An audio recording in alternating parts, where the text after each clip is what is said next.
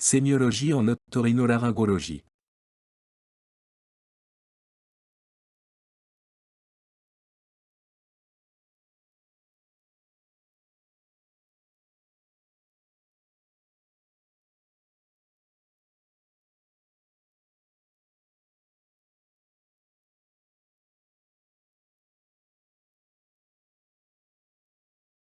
Écoulement liquidien en provenance des fosses nasales qui peuvent s'extérioriser par les narines.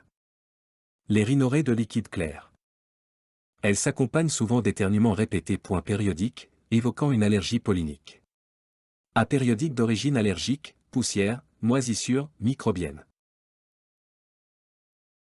Les rhinorrhées purulentes et mucopurulentes. Elles s'observent dans de très nombreuses affections nasales et sinusiennes. Le diagnostic est orienté par l'aspect de la suppuration. La rhinorrhée unilatérale évoque une sinusite. Une obstruction surinfectée, corps étranger. La rhinorrhée bilatérale traduit une infection des fosses nasales. Une infection du cavum. Les rhinorrhées sanglantes épistaxis.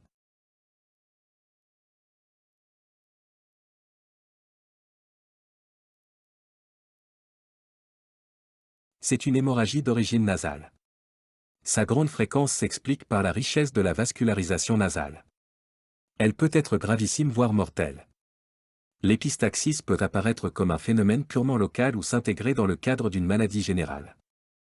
L'épistaxis dite « essentielle » survient essentiellement chez le sujet jeune, l'hémorragie étant déclenchée par le passage du froid au chaud, exposition au soleil ou par un grattage. Les épistaxis de cause locale, traumatisme de la face, peuvent être d'origine traumatique, fracture du nez. Survenir dans les suites opératoires. Les épistaxis survenant au cours des maladies générales sont banales au cours d'une HTA sévère. Les maladies hémorragiques, troubles de la coagulation, hémophilie, consommation excessive d'aspirine. Moyen d'hémostase. Tamponnement nasal antérieur, c'est le comblement des fosses nasales en avant des Schoan, orifice postérieur des fosses nasales. Soit par mèche grasse, tube gras, plus douloureux et traumatisant mais plus efficace. Par sonde à ballonnet peu traumatisante pour la muqueuse nasale mais moins efficace car il faut dégonfler le ballonnet toutes les 0,6 heures pour éviter le risque de nécrose de la muqueuse. Électrocoagulation sous guidage endoscopique.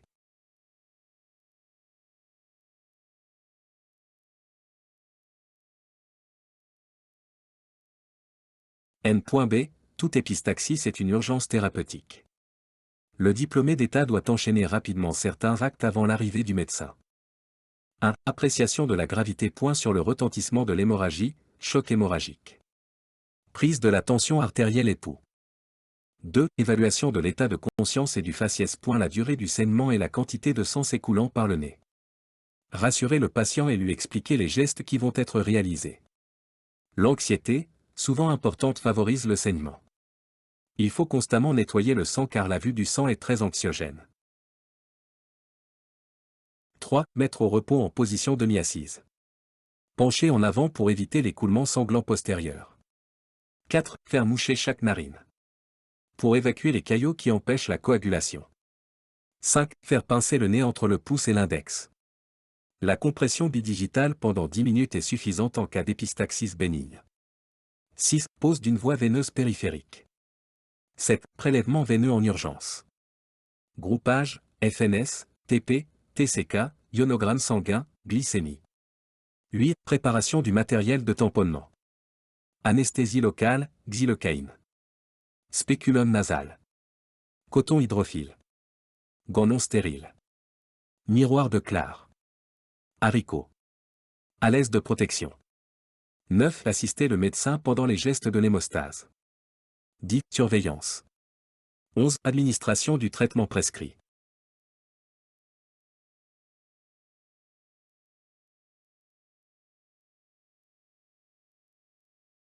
L'obstruction nasale, le fait d'avoir le nez bouché. Cette obstruction peut être unie ou bilatérale. Les causes nasales, il peut s'agir déformation de la cloison par trouble du développement, le plus souvent traumatique. Hypertrophie des cornets, surtout de l'inférieur. D'une néoformation de nature variable, le plus souvent polype. Les causes narinaires la plus fréquente est la luxation du bord de la cloison d'origine traumatique.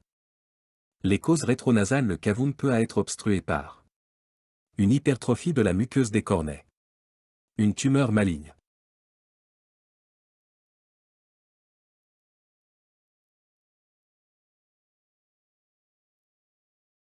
les troubles de l'odorat désignent l'ensemble des conditions médicales dans lesquelles le sens de l'olfaction est altéré. Ils sont classés en différents types. L'anosmie, l'hyposmie, l'hyperosmie. L'anosmie. Perte de l'odorat est le désordre de l'odorat le plus fréquent. Cette condition peut être temporaire ou permanente. Les causes peuvent être nasales, d'origine mécanique, rhinite aiguë, déformation importante de la cloison. Neurosensorielle, au cours d'une atteinte infectieuse, grippe. L'hyposmie est un sens de l'odorat diminué. C'est usuellement un état temporaire succédant à une grippe aiguë. L'hyperosmie est une sensibilité accrue aux odeurs.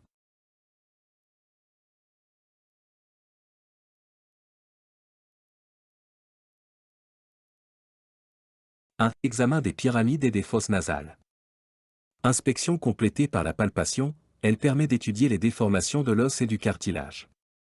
Rhinoscopie antérieure consiste à placer successivement dans chaque narine un petit spéculum en forme de cône creux, souvent formé de deux valves écartables à l'aide d'une vis, et qui permet d'observer la partie antérieure des fosses nasales. L'éclairage il est assuré par le miroir de Clar.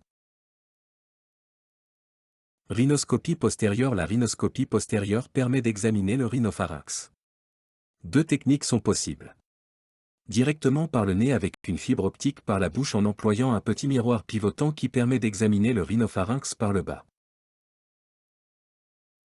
Radiographie. L'examen standard comprend obligatoirement 3 incidences, NFP. N. Monsieur P. à compléter si nécessaire par un profil.